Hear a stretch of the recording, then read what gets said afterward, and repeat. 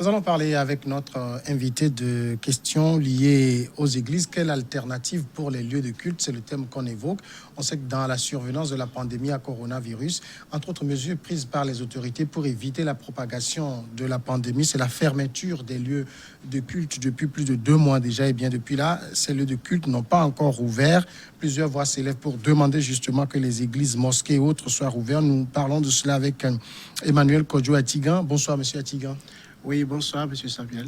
Vous êtes le président de l'Association chrétienne pour la gestion des églises. Association chrétienne pour la gestion des églises, qu'est-ce que c'est? Association chrétienne pour la gestion des églises, ACGE, c'est une association qui travaille aux côtés des églises pour pouvoir aider à l'amélioration de la gestion, le management même de l'église. Alors, nous ne sommes pas une association qui regroupe les églises. Nous ne sommes pas une fédération des églises, mais nous travaillons à leur côté. Et notre mission, c'est de renforcer les capacités des leaders religieux et des associations chrétiennes pour pouvoir améliorer leur mode de gestion. Quand on parle de mode de gestion, c'est lié à quoi? C'est lié à l'aspect administratif et à l'aspect financier. Aussi, l'Église, de par ses objectifs, doit normalement présenter des rapports, doit normalement avoir fixé ses objectifs à chaque fois. Chaque fois qu'on évolue, on a une rencontre avec les membres ou bien avec des activités que nous programmons. Il faut quand même qu'il y ait un objectif derrière. Et tout ce que les églises font aujourd'hui dans l'humain, ça doit être mesuré, ça doit être évalué. Ce qui ne se fait pas. Donc, nous pensons qu'il faut que nous accompagnions les leaders religieux à aller vers là, à tendre vers la gestion accès et résultats. Si on veut faire une activité, c'est qu'on vise quelque chose. Et ce qu'on vise là, il faut que ça soit bien décrit, bien connu de tout le monde. Et tout le monde, on sait que nous sommes une équipe et nous voulons conduire les membres vers un objectif bien défini.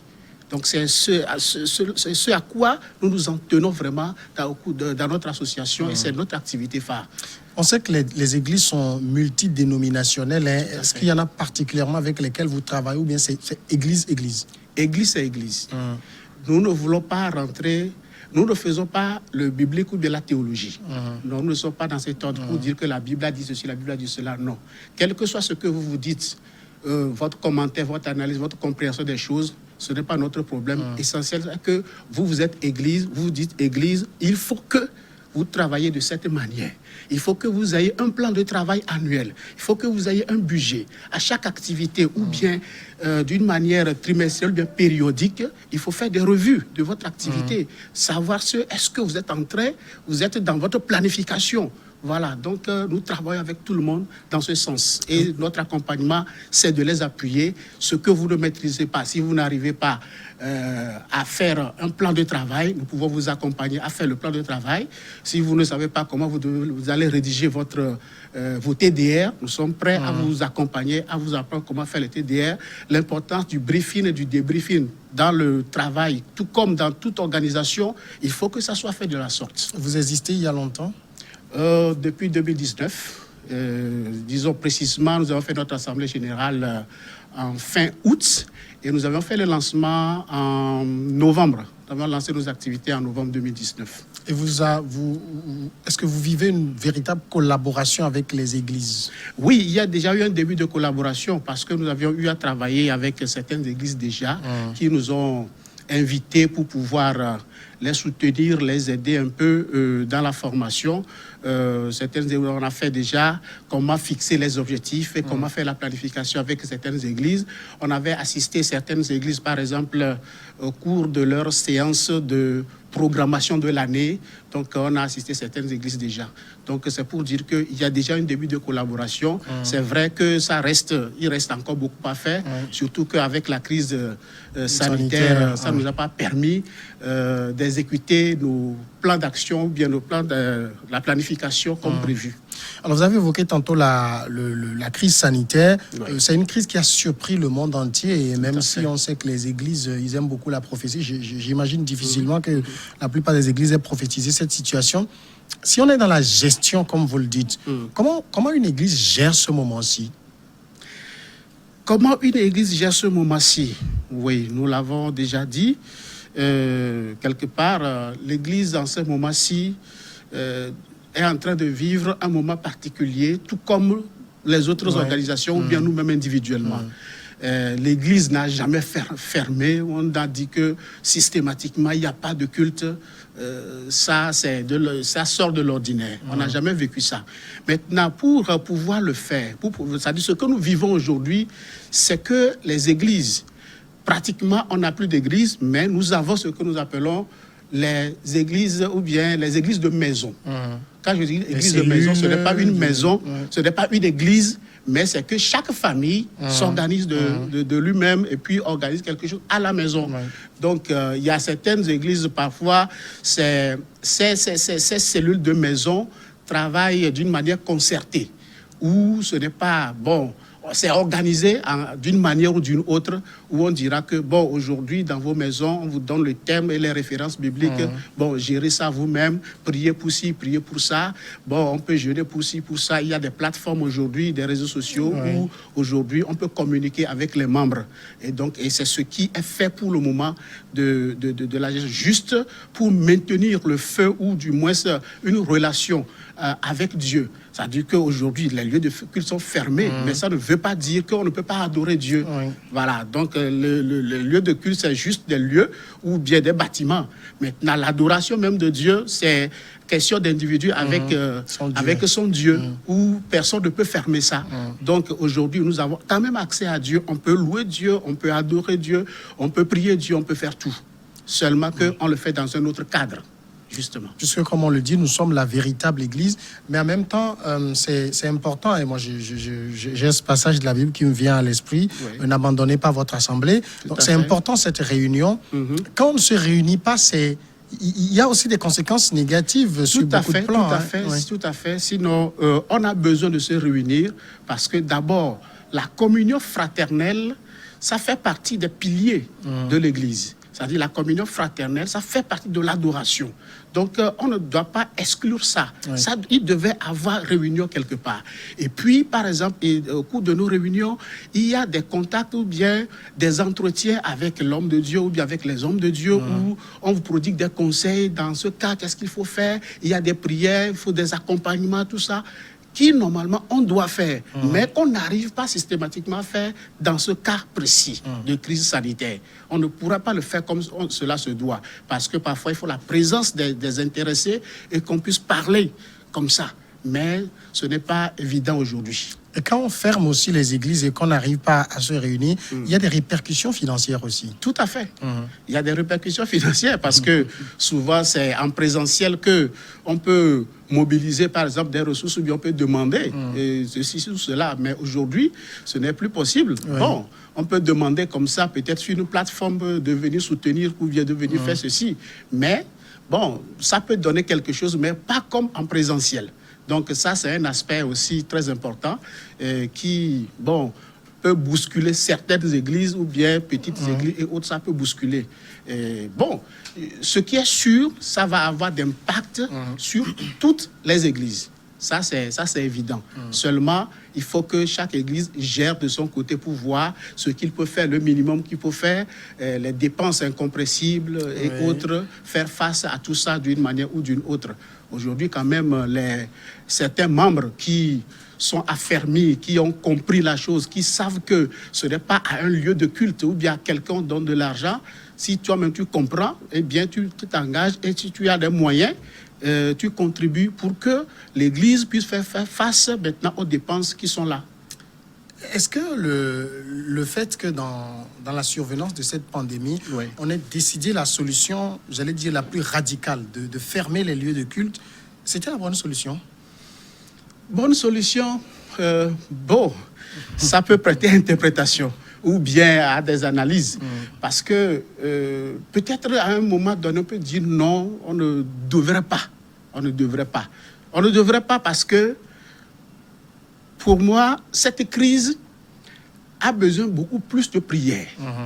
On a besoin beaucoup plus d'être là et prier pour que Dieu puisse nous exaucer. Mais voilà qu'on a fermé, on ne peut plus se réunir. Celui qui doit être derrière, comme l'homme de Dieu, qui doit, disons, donner le dynamisme et pousser les gens à la prière, la personne n'est pas là, on n'a plus le contact. Donc c'est pourquoi je dis, peut-être que si ça a perdu jusqu'à présent, c'est parce que les églises sont fermées. Ça peut être aussi un point très important que nous ne devons pas oublier. De l'autre côté, c'est bon tout simplement parce que ça a permis quand même, c'est des mesures barrières. Ça a permis quand même que la manière dont on venait venir la chose, c'est-à-dire le virus, la manière, tout ce qu'on a appris, la manière dont ça venait, on avait peur. Et si vraiment c'est le cas et que les églises sont là, les membres sont là, la contamination serait assez grande. Donc c'est en cela que je dis que ça porte un peu à réflexion. Mais je peux dire que c'est bon. Et aujourd'hui, je pense plutôt que la fermeture, ce qu'on a constaté jusqu'à maintenant, je crois que c'est mieux, c'est déjà bon, et qu'on puisse penser à aller d'un autre côté. C'est-à-dire à la réouverture des églises. Mais dans quelles conditions? La réouverture des églises, oui, dans quelles conditions? Il faut des conditions, certes, parce que nous avions vu ce qui se passe et les mesures barrières sont de rigueur. Et c'est de vigueur, il faut qu'on les respecte. Alors, comment le faire? Aujourd'hui, on a les marchés. On n'a pas fermé les marchés. On n'a pas fermé les marchés. On a demandé aux marchands d'avoir toujours, comment on appelle, des dispositifs de lavage de mains, d'avoir des masques, et puis le gel, qui n'est pas toujours présent. Voilà, qui n'est pas toujours présent. Et on voit dans les marchés ce qui se passe. C'est très, très, très un peu pénible, mais bon, c'est ce qui se passe. Bon, les gens font ce qu'ils peuvent faire, mais ce n'est pas tellement ça. Alors, au regard de ça, je peux dire que les églises également peuvent réouvrir. Les lieux de culte, on peut recommencer seulement avec les mesures barrières. C'est-à-dire que, tout simplement, on peut exiger que, bon, on peut désinfecter, par exemple, les lieux de culte. Ensuite, on peut demander à chaque église de mettre aux entrées les dispositifs de lavage de mains. Donc, à chaque fois qu'un membre rentre, il doit se laver les mains avant d'y accéder et puis porter le masque. En plus de ça, c'est les gels qu'ils doivent disposer pour nettoyer les choses, parce qu'il y a des choses qu'on se transmet, les micros, par exemple, quand on donne à telle personne de prendre tout ça, il faut également ces gels pour nettoyer ces choses-là régulièrement ou fréquemment au cours du culte. L'autre aspect qui est aussi très important, c'est l'effectif. L'effectif dans un temple donné, bon, les chaises ou bien les bancs sont disposés de telle manière qu'on est très proche. La distanciation sociale n'est pas évidente à ce niveau. Alors, c'est de demander à chaque lieu de culte, par exemple, c'est juste un exemple, de faire l'effectif au tiers. Si vous avez 300 membres, on demande à 100. Là, vous êtes obligé de faire 3 cultes. Donc, il y a un premier groupe qui va venir faire un premier culte avec 100, l'autre 100 et l'autre aussi 100. Et comme ça, ça permet qu'on puisse disposer les chaises avec une distanciation sociale, un espacement au moins d'1 mètre pour qu'on ne soit pas trop collé. Et voilà des dispositions que nous devons prendre. Et puis, bon, certaines pratiques, ça dit que certaines pratiques, il faut qu'on les évite. On peut plus se donner la peine. Voilà, de se serrer les mains, de faire ceci, de faire des accolades. Parfois, même dans certaines églises, la manière dont on danse, on va peut-être au front pour danser, autre là, peut-être on va les éviter. Et par-dessus tout, moi, j'aurais souhaité ou bien demandé qu'on puisse, dans chaque paroisse, qu'il y ait un comité local de gestion de crise. Et c'est ce comité-là qui suit toutes ces dispositions, qui s'assure que les dispositifs de lavage de mains sont installés et qui fonctionnent et que les gens respectent la distanciation sociale. Donc, il y a un comité spécial qui est différent du comité de l'église. Enfin, s'il y a par exemple un médecin ou un infirmier ou bien un personnel soignant qui est membre de la paroisse, il doit faire partie, par exemple, de ce comité et pour aider et que les mesures barrières soient respectées au sein de l'Église pendant ces moments. Emmanuel Atigan, quand on parle d'église ou de mosquée, c'est des lieux hautement spirituels. Tout à fait. Est-ce que la foi n'est pas le contraire de tout ce qu'on évoque là? Non, pas du tout. Pas du tout. Non, c'est pas du tout le contraire. Parce que c'est la parole de Dieu même qui nous a dit d'être vigilants. D'être vigilants, de prendre des précautions. Donc, ça ne veut pas dire que si, c'est-à-dire, et on va dire non, on va vivre par la foi, bon, rien, ça ne va, non, pas du tout. Tu ne peux pas dire que j'ai la foi, donc je peux aller me coucher sur la route et le véhicule va passer, il ne va pas m'écraser. Voilà, c'est un peu la même chose. On ne peut pas dire qu'il y a virus. Bon, ça c'est tenter Dieu. Et on a même vu des hommes de Dieu qui ont été atteints par le Covid, la Covid. Donc ça sous-entend que ce n'est pas question de foi. Mais si on est dans la maison de Dieu, ce qui est supposé être la maison de Dieu, est-ce qu'il y a un endroit de plus haute sécurité que là? Non. Comme on vient de le dire tout à l'heure, le lieu de culte, ce n'est qu'un bâtiment. Mais c'est ce qui est appelé la maison de Dieu. Oui, je me rappelle quand Salomon inaugurait le temple, justement. Ma maison sera... et dit, tous ceux qui viendront ici, qui invoqueront mon nom, j'exaucerai. Voilà, certes, il y a ça. De la même manière, et dans la Bible, il est aussi dit que c'est vrai que vous adorez à Jérusalem, sur cette montagne, mais le temps viendra, vous n'allez plus adorer là-bas. Et on verra les vrais adorateurs qui adoreront en esprit et en vérité.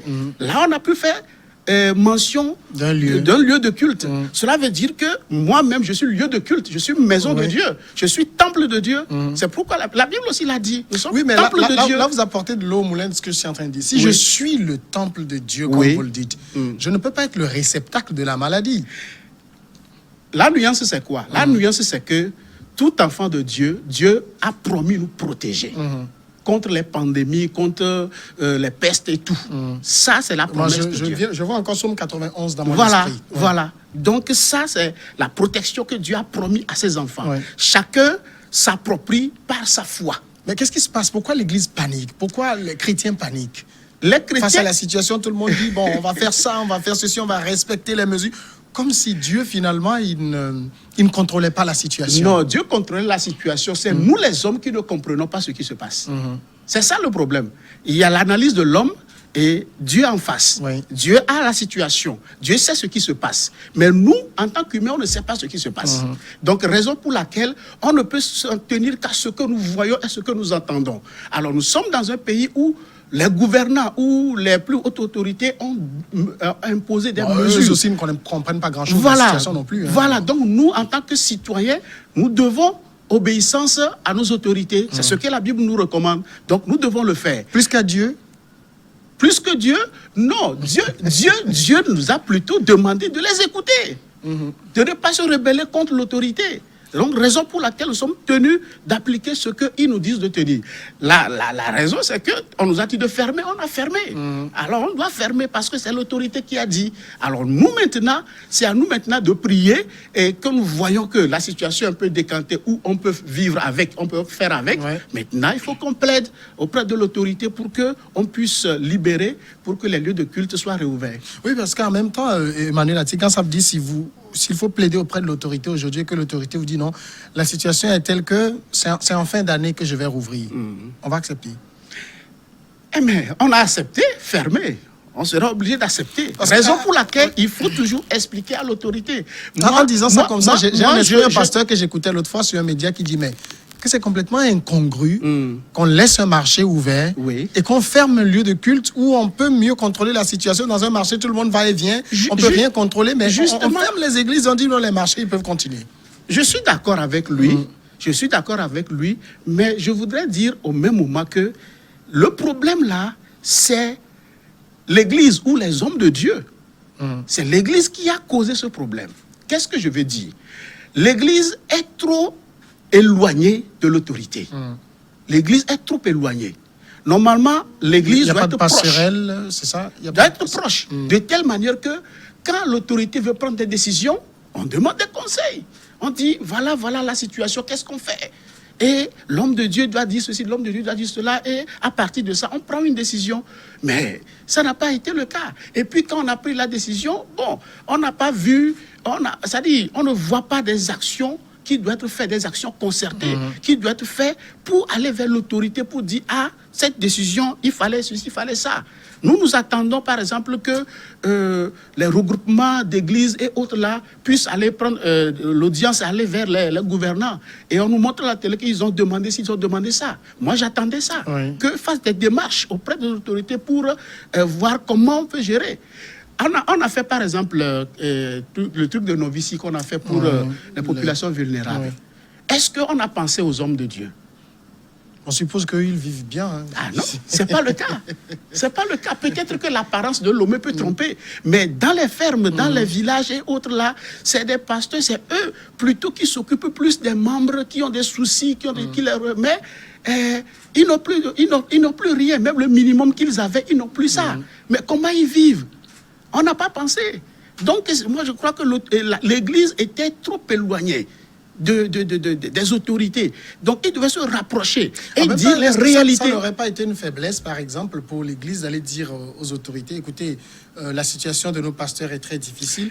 Parce que moi, j'ai vu des hommes de Dieu être nourris par des corbeaux du ciel. Et ça, c'est juste une parenthèse. Oui. C'était pour dire que on devait... Ça dit que y avoir une passerelle. Voilà. Oui. C'était juste Vous évitez pour ça. ma question, là. Non, pas du tout. Des hommes de Dieu. Et c'est ça ce qui se passe aujourd'hui. Le Dieu, c'est notre Dieu, il s'appelle Jéhovah Jireh, c'est-à-dire le Dieu de providence. Oui. Alors, le Dieu de providence pourvoit aujourd'hui, malgré que les églises sont fermées, on n'a pas ouï dire qu'un pasteur est décédé parce qu'il a faim ou bien est tombé parce qu'il a faim, tout ça là, on n'a pas encore écouté ça. Ça veut dire que Dieu est en train de prendre soin de ses enfants, bien de ses serviteurs. Ça, c'est clair. Jusqu'à présent, ils arrivent à tenir. Ça, c'est pas la grâce de Dieu. Alors, on a fermé, on a encouragé, par exemple, les cultes adomestiques à la maison. Les pasteurs ont eu d'autres solutions. Les prêtres même, ils ont eu des solutions, c'est-à-dire prêcher l'évangile par les réseaux sociaux et tout cela. Tout à fait. Vous pensez, quand vous regardez tout ce qui a été fait pendant cette période, ça a permis de maintenir la flamme? Ça a permis de maintenir la flamme. On a pu faire, bon, disons, moi je constate que l'Église a pu faire ce qu'elle peut faire. Mais peut-être que ça ne va pas être quelque chose de 100%. C'est la raison pour laquelle il faut aller à la réouverture des églises. Parce que sur les réseaux sociaux, combien sont connectés, combien peuvent suivre un culte de 30 minutes sur Facebook et choses là. Ce n'est pas évident. Donc ça voudrait dire qu'on ne peut pas tenir en haleine une personne pendant 30 minutes ou 1 heure de temps sur les réseaux sociaux. Tout le monde n'est pas même sur ça. Donc ça fait que c'est un peu très très limité. Même sur WhatsApp, on ne peut pas faire grande chose, juste des directives pour que la personne... Mais le gros lot du travail, c'est physique. Il faut regarder la personne dans ses yeux, lui dire des choses et l'orienter et l'aider à venir à la réalité. C'est ça, en fait. S'il faut que l'autorité décide de rouvrir les églises, le Bénin a commencé aujourd'hui. J'écoutais même, il y a plusieurs églises qui ont déjà rouvert. Par exemple, au niveau de l'église catholique de Kadjerou, qui est un quartier populaire du Bénin. Ils font 8 cultes maintenant. Voilà. Au lieu de 2 ou 3 dans la journée, ils font 8 cultes et tout. Vous pensez que ce mois de juin est un bon mois pour que les autorités togolaises prennent le pas du Bénin, d'autres pays et rouvrent les lieux de culte? Pour moi, même, on n'a même pas besoin d'attendre qu'un pays ouvre d'abord avant nous. La nécessité est là. Parce que malheureusement, on a constaté que le Togo regarde ce que les autres font d'abord. Est-ce que ça ne crée pas de problème avant de décider de le faire? Oui, bon, c'est une mesure de prudence à mon avis. Une mesure de prudence. On ne peut pas condamner ça, mais il faut quand même qu'à un moment donné, il faut qu'on voit notre situation et qu'on puisse avancer. C'est pourquoi moi je dis toujours qu'il faut que l'Église puisse oser, l'Église puisse s'approcher des autorités pour dire ce qu'ils sont en train de vivre. Tant que l'autre est là, vous ne dites pas ce que vous vivez, il ne peut pas se mettre à votre place. C'est vous qui vivez la chose, vous devez vous approcher de l'autorité, dire que voilà la situation, il faut que ça reprend maintenant. Avant même que l'État même ne ferme les églises, des églises ont devancé. Les églises ont fait des communiqués pour dire de fermer leur culte provisoirement, avant même que l'État ne décide. Alors, mais aujourd'hui, la décision de l'État prime. C'est ça qui fait qu'ils ne peuvent plus réouvrir. Donc, on attend. Alors, on ne peut pas attendre indéfiniment. Surtout là où la crise est arrivée, où on arrive, on voit, ou bien la peur n'y est plus. Et puis, on est dans une situation d'endémie, on va apprendre à vivre avec le virus. Justement, on est obligé de vivre avec. La preuve des marchés est là, où les marchés sont là, mais ce n'est pas le pire. De la même manière, il faut que les lieux de culte soient ouverts et ça permettra, à mon avis, qu'on puisse vraiment donner l'opportunité de prier pour que le mal puisse partir. Moi, j'attendais même des convocations nationales. Oui. Une convocation nationale, une journée de convocation nationale où tout le pays va prier. On va voir les grands leaders de la nation se réunir avec les autorités administratives et politiques et prier, demander à ce que Dieu puisse nous secourir. On devrait le faire, mais jusqu'à présent, on ne l'a pas fait. Bon, pour moi, même ce n'est même pas encore tard, puisque le mal est toujours là. Oui. On n'a pas encore trouvé une solution définitive à ça. Donc, il serait idéal qu'on puisse avoir une convocation nationale où on retrouve tout le monde, on prie. Et ça nous donnera encore l'occasion à l'église locale, à chaque niveau, de pouvoir continuer la prière pour permettre que Dieu puisse avoir pitié à l'endroit de son peuple et intervenir pour trouver solution. Monsieur Atigan, dernière question, vous y répondrez très rapidement. Oui. Vous évoquez cette passerelle avec les autorités pour pouvoir discuter, mais quand on prend aussi les églises, elles ne parlent pas d'une même voix. Oui, c'est un gros souci, mais moi, ça dit que la pandémie telle que venue doit plutôt permettre aux leaders ou bien aux responsables religieux de taire toute différence. Parce que c'est une situation qui n'épargne personne. C'est-à-dire que devant le mal, on est au même pied d'égalité, quoi. Ouais. Donc ça voudrait dire que il n'y a plus de considération. On ne doit plus considérer nos différences et autres là. La chose, c'est qu'on veut que le mal finisse. C'est en ce moment-là qu'on dit, ah, toi et moi, on ne s'entend pas sur tel point, mais ce n'est pas là la guerre. Bon, maintenant, la guerre est là, devant nous. La guerre, c'est contre Covid. Qu'est-ce qu'il faut faire? Il faut qu'on aille voir nos autorités. Oui. Ça, là, c'est la moindre des choses. Maintenant, bon, ceux qui sont d'accord peuvent aller. Et ils ont des regroupements. Bon, si on n'arrive pas à regrouper toutes les associations, bien fédérations, au moins chaque fédération peut faire le pas pour aller vers comment appelle-t-on, les autorités. Emmanuel Kodjo Atigan, merci à vous d'être passé dans cette émission. Merci beaucoup pour l'occasion et je crois que on aura d'autres occasions également pour en parler. Évidemment, vous êtes le président de l'Association chrétienne pour la gestion des églises. Voilà, on marque la pause et juste après le journal, c'est Regards croisés.